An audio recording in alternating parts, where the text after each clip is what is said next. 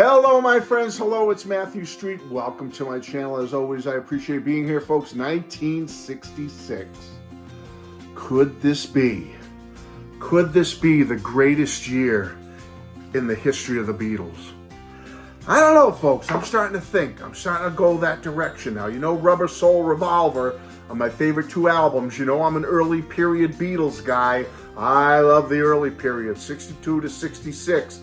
That's my sweet spot right there. But I don't know, lately I've been thinking about 1966 a lot. I've been listening to a lot of their recordings from 1966. I've been watching a lot of old fan club only issue DVDs I have from 66. I've been watching a lot of YouTube stuff from 1966.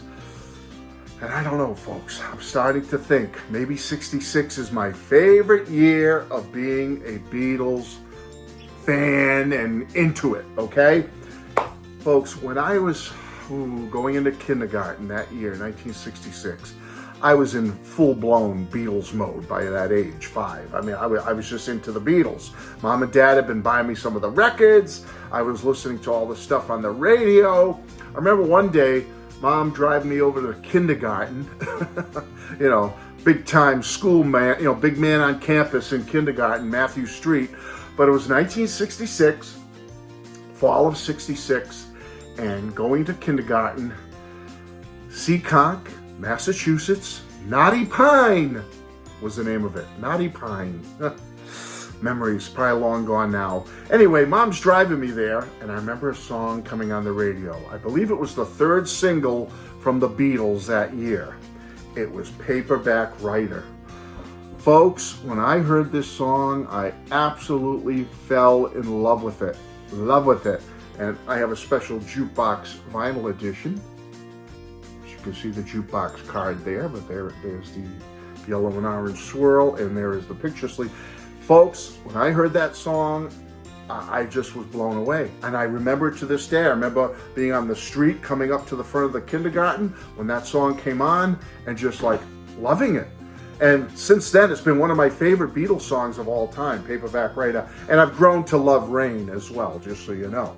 And loved it so much that when I was overseas in the military, I bought a special import, Japanese import EP that had a great mix of Paperback Writer on it. If you've ever had this, folks, tell me if you agree with me that it's one of the greatest mixes of Paperback Writer ever. It just sounds crisp, rocking, punchy. I just love the mix on this of Paperback Writer. That's one of my favorite recordings of it, or mixes of it right here, the Japanese EP.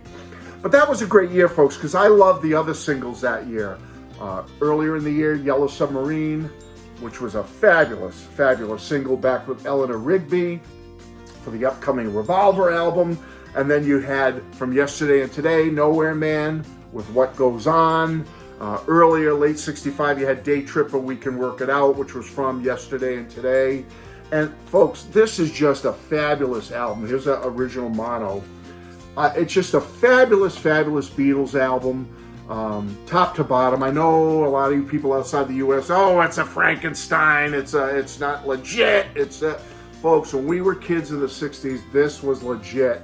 And I consider this to be a fabulous, fabulous home run by Capitol. You know, there's a lot of times Capitol stumbled with their, throwing together Beatle albums. They did stumble a lot, I admit it. But a few times, they did hit it out of the park. And they did it with Rubber Soul, they did it with Meet the Beatles, and they also did it with this one, in my opinion. Great, great album. So, folks, I wanted to talk a little bit about all this because that was a year, that was the final tour that year. Oh, man. The world tour ended in the USA and on August 29th in San Francisco at Candlestick Park. This is an original program from the 66 tour, folks. Absolute original here. Beautiful, beautiful stuff. Nice glossy cover of the Beatles. So imagine being in the stands, waiting for them to come on stage. In my case, if I had been old enough to go, they played at Suffolk Downs in Boston, Massachusetts. And a racetrack, a horse racing track. 25,000 plus people showed up to Suffolk Downs. And I wish I was one of them because they did have some open seats. As you know, on the 66 tour, there were many venues that had unsold tickets, and I could only wish I had a time machine so I could go back to some of those venues, grab a ticket last minute, walk in, and see the Beatles live in concert in 1966. It would have been a hell of a show. And just showing you some of the images from inside the official Beatles 1966 tour book. This is the one sold in the United States. Wow, you know, look at this. Just a great tour book, well put together.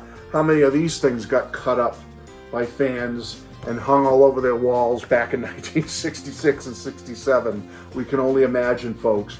But I just want to show it to you because I just think it's a fabulous, fabulous tour book. If you can get your hands on one, they are available. You can get replicas if you'd like a replica. But if you'd like a real authentic one, they're reasonably priced, believe it or not. You can get one of these in its original format. And I would highly recommend it. If you don't want to spend the money on an original, look for the replicas. They are out there. You can get one. And they're just nice to have, folks, because there's a lot of great images just showing you some of the end advertisements that were in the tour book. Let's say Coca-Cola, some other ads in the tour book. And then I'll show you the back. Nice glossy images of the Beatles there. USA tour book. Wonderful, wonderful thing from 1966, folks. I just think it's a great year for the Beatles. I'm going to put some images up here. I just think they looked cool. You know, a lot of people complain about the sound of their concerts, that they weren't putting their heart and soul into it. And I will admit, it was hit and miss. Some shows were a bit lackluster. And I still don't understand to this day why, other than Budokan and a little bit at the Germany show that they played at the Circus Krone, there's not a lot of pro-shot video of the Beatles from 1966. You got tons from 65, tons from 64, and a bit from 63, but not a lot from 66. And that breaks my heart that nobody thought to do an excellent pro-shot and audio recording of the Beatles from 1966. So basically what we have is, and again, their performance was a bit lackluster here, but Japan, Budokan, 1966. This is a beautiful box set, folks. It's called Ava Productions, or Ava, see some lighting here, Ava, AVA. Look up Ava Beatles box sets. This is a beautiful set. Beatles in Tokyo, comes with an OB strip, I'll show you. All right, and what else do we have here? You have the beautiful, if I can get it out here for you. All right. Beautiful, hard, heavy stock vinyl album. All right, I'll show you that.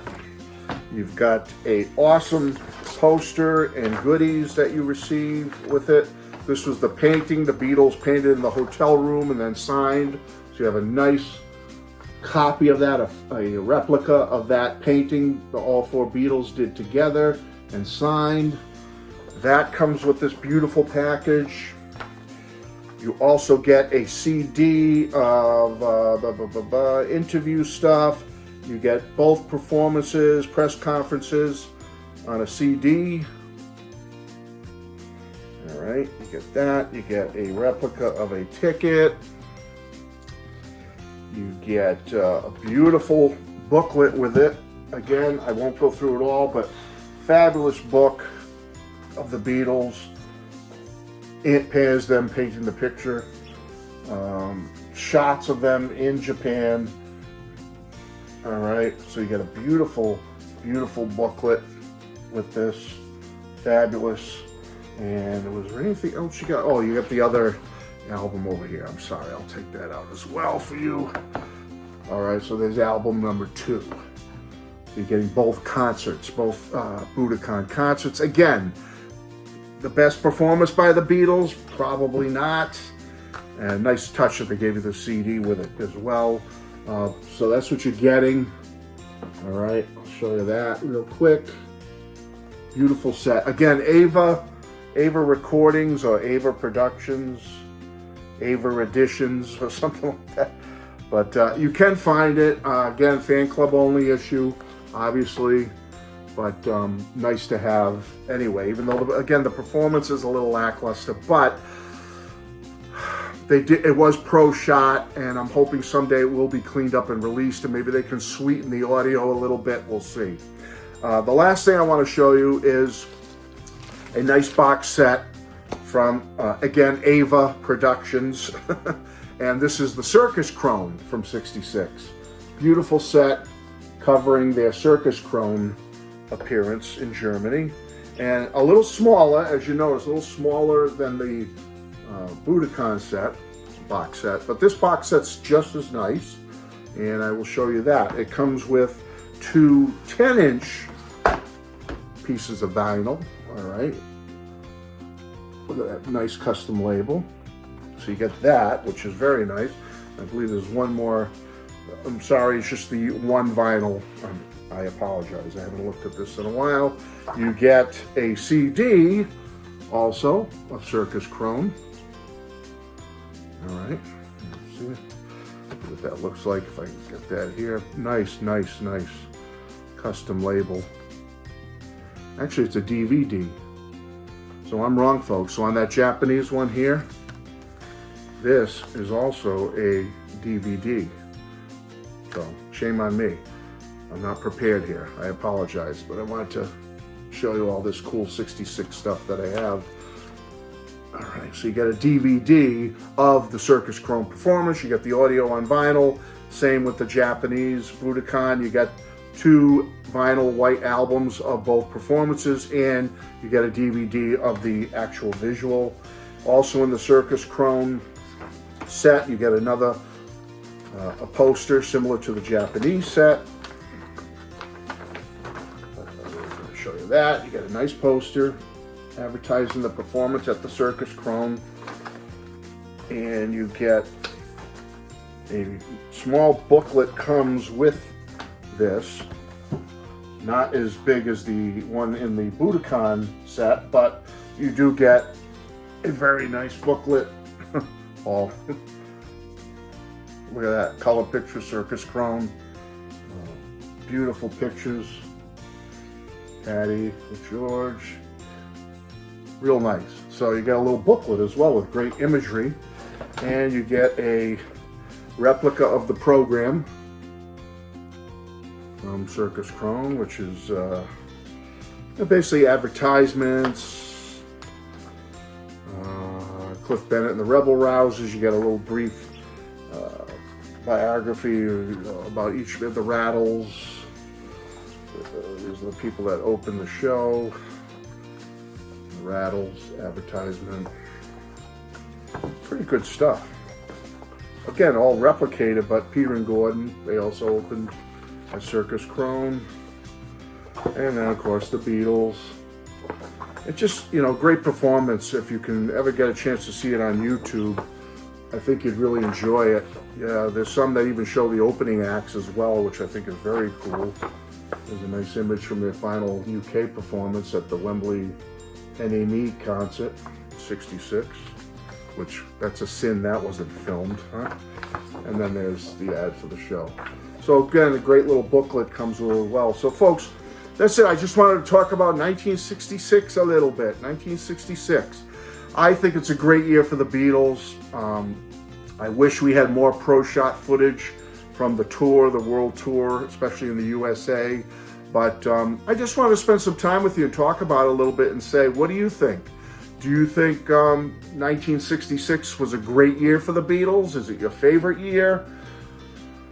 I don't know. I'm leaning that way, folks. I'm thinking it could be one of my favorite time periods of the Beatles' career, 1966. And what do you think? That's it. Just want to come say hello, spend some time with you today, have a little Beatle fun. Please like, comment, share, subscribe. It would help my channel growth, and I will be back very soon with another video. Take care. Bye-bye.